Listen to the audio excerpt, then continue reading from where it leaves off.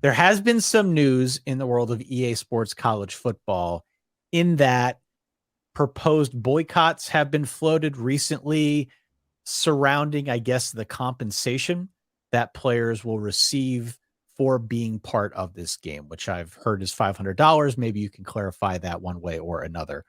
Where do we stand with respect to the video game? Are any of these news stories putting the game at risk of a delayed launch or not being launched at all? What is the latest with respect to this thing, and will it happen next summer as I think we've expected all along? Yeah, let me talk the collective college football internet off the ledge a little bit. Okay, good. Nothing that has happened over the last month should give anybody any reason to think that the game is going to be delayed. I've seen a lot of the speculative news stories. I've talked to people at EA. I've talked to people in the major collegiate licensing world. I've talked to some of the other companies that bid on some of these open some of the group license agreements, and they've all said the exact same thing. Let me try to explain where you've seen some of the frustrations and boycott information or lawsuits about this, if I can kind of tie it all how this works here with the game, right? So it's important that EA has not actually finalized a proposed contract and sent it to any players yet. They're not going to do that, I believe, this calendar year at all, because we don't know who's going to be eligible to be in the game for next year. We have to wait for rosters to be settled. There is a ballpark number that's been passed around. I saw Sportico reported this. I think On3 reported it. And when I've talked to some of the other companies that were involved in these conversations, they said we can't confirm that number, but that's in the ballpark. 500, 600, 800-ish dollars is around what's being tentatively proposed, which is very different from a lot of the other group licensing deals for professional games. If you are in Madden, if you're in NBA 2K, if you're in MLB The Show, your individual cut is healthy four figures, if not more. And that number is usually tied to a royalty rate, a percentage of the sales of the game. EA might say, all right, we're going to give the NFLPA, or we're going to give, whatever group we're working with, a 10%, and then we'll divide up the money, from there, right? Right, Which is right. not what's being talked about here so far for the college side. It is what's happening for the schools.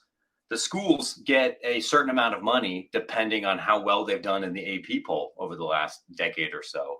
And that money comes from a projected percentage of sales, right? It's like, I think it's 10%. And if you're really good, you get like $120,000. And if you're Nebraska, you get like 10. Okay. Or somebody that's missed the top 25 over the last decade. So you're seeing a couple of different groups express a lot of frustration with this. And it isn't so much about the money. There's good reasons why the player pool is going to be smaller, and we can talk about that if people are interested.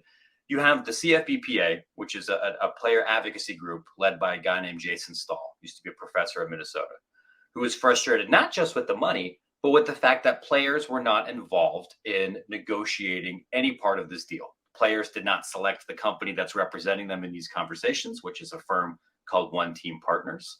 They didn't have any conversations with EA Sports. It was just like somebody else is making a deal and presenting the deal to you. And they, as a player group, they feel that that's not fair, and that's why they're not getting a good enough deal. You have another company called Brandar, who does group licensing deals for many schools in college football right now. They represent athletes at Ohio State, Florida, Michigan, many other schools. And if you buy a jersey that has a player's name on it, chances are Brandar facilitated that group licensing deal, and they pay the money to the players and the school. And Brandar is suing EA because they said, you can't do this deal with this other company because we were contracted to represent the players at these schools for group licensing deals. You should be going through us, and we would be negotiating for more money for the players. Neither of those, the thing about either of these lawsuits or either of these complaints is that they don't impact the development of the game.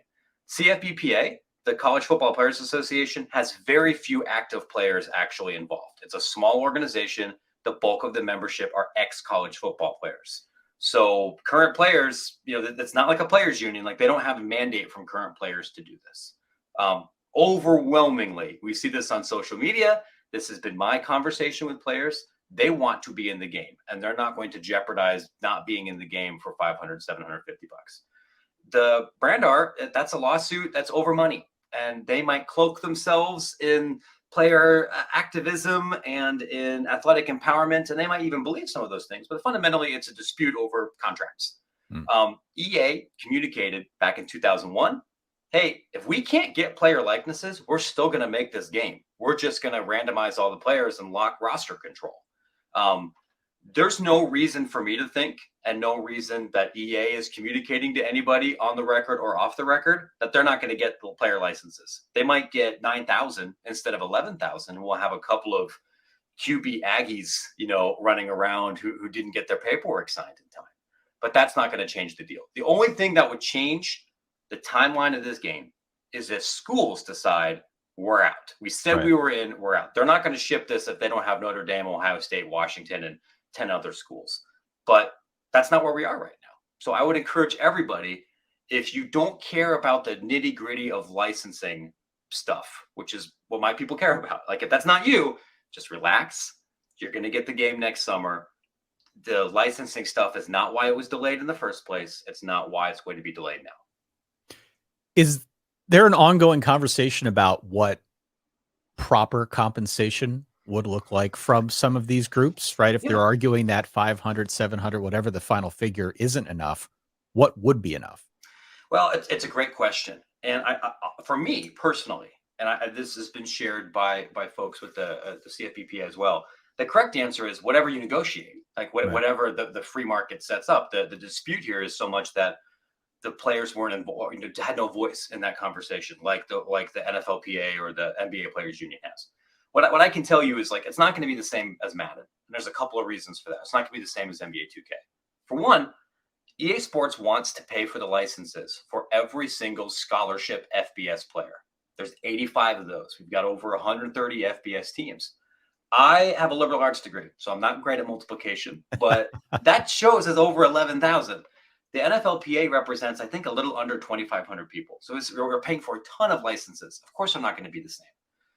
There's also the fact that when you play a college football video game, Ty, I think this was probably your experience. It's been mine. It's been the way most people I've talked to.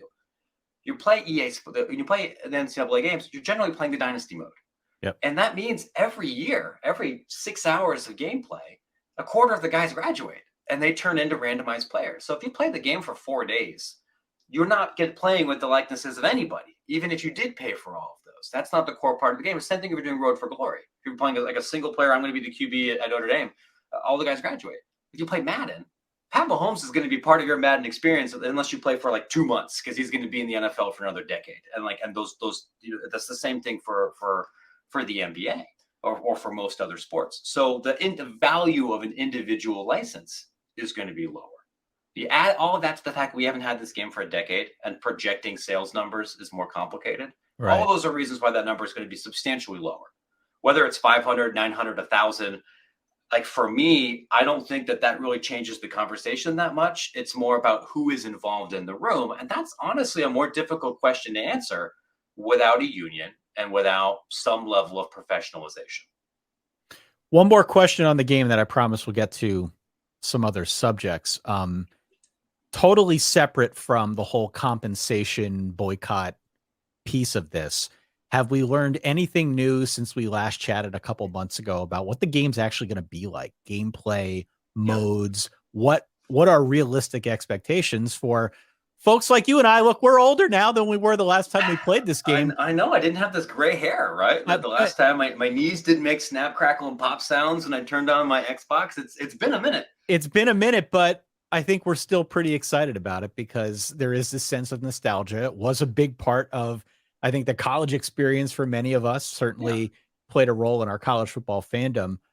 So we're eager to know, what are we paying for? What do we get with this new version? So I don't think I've written this yet, but I can share here that I believe there's a pretty good chance we're going to get substantially more information about gameplay and development during this season. And I honestly wouldn't be surprised if this comes from EA relatively early in this season, come August, September. A lot of these studios are in Orlando. If you happen to have some big non-conference matchups, or you have some big games that are going to be around there, maybe EA invites some of those guys to the studios to begin some motion capture, some facial capture. Like, that's a way to kind of begin this sort of conversation. When I've talked to people involved with the game, there's been a lot of reticence to talk about specific gameplay features because a lot of that's still under development. But what has been reiterated to me multiple times is EA believes the flagship mode of this game is Dynasty. It's not Ultimate Team, which I know freaks everybody on the internet out. Like I'm told Ultimate Team is that there's going to be a part of that in the game. They're like, we recognize that the bread and butter of this is Dynasty mode. And one of the things that I've been told is they wanted to really revamp how recruiting worked. And part of that is because recruiting and player acquisition and roster management look very different now than they did in 2014. NIL, transfer portal, that's part of the game. But I was also told they want to change the loop. I actually have the most recent game set up in my office. I have my TV kind of off screen here. And I've played it a decent amount over the summer. I've lied to myself and said it was for work. Sure. For work. Same here. But what people have been telling me is like, we want to make this so during the week-to-week gameplay of the season, and you're doing your game and you're doing recruiting, that you develop a sense of excitement to be playing with the players that you're recruiting right now to kind of continue the loop. And you have a sense of continued satisfaction and achievement in recruiting from week to week. Because beforehand, you may not get a commitment until week 7 or week 8. The first couple of weeks would be pretty fluid. But like if you have a guy that you're recruiting, it's going to be a speedster, and you know that he's gonna start be your third wide receiver as a true freshman. He's going to change your playbook. EA wants you the player to know that in week 3. And then, like, I want to keep playing because I can't wait to work this guy in here. I know him. I've played with him a little bit better, which I think is different. I know also that they have reached out to not only coaches, but some reporters for advice on how to make this process more realistic. A lot of those guys signed NDAs, so we can't completely pump them for information. You probably know who some of them are. I do. So I tell everybody, I can't promise you the game's going to be good. I wish that I could. I've played EA games before. Some of them are amazing. Some of them are EA games. But what I can promise you is that this is not a Madden reskin, and that this team is dedicating a lot of time to make this as realistic a college football game as possible heading into 2014. I think in July 2023, that's enough, frankly, to assuage a lot of concerns. That's the hope, right? Like, sure. I mean, I understand. Like every time I write about something about the game, my mentions in my email, and I check Reddit sometimes, it's just people, crapping on the company, or like, how could you possibly have high expectations for this? I mean, I'm going to play it no matter what. Like, I'm sure it's going to be fun, but I think many of the knee-jerk negative reactions are honestly a little bit unfair, given what I know is going on here. I know this company doesn't always deserve the benefit of the doubt. But if it's bad, I think it'll be bad in a new way. I don't think you're going to see the same linebackers jumping 11 feet in the air, intercepting every pass that you will in this game, which was that was the thing in the last couple of Xbox games, right? You couldn't throw over the middle. There'll be unique bugs, I think, in this version. If they take away my square outs, I'm doomed. But that's a separate. We're going to have to learn new plays. The RPOs didn't exist the last time we had this here, right? Like we're going to have to learn and grow as a football analyst. And that I'm not into that. If they're asking me to make quick decisions at 11 p.m. when I'm tired from editing all day, it could be sort of a nightmare. But I'm excited nonetheless. I appreciate the update. Keep us in the loop if you hear anything new. We'll, of course, bring you back on if and when.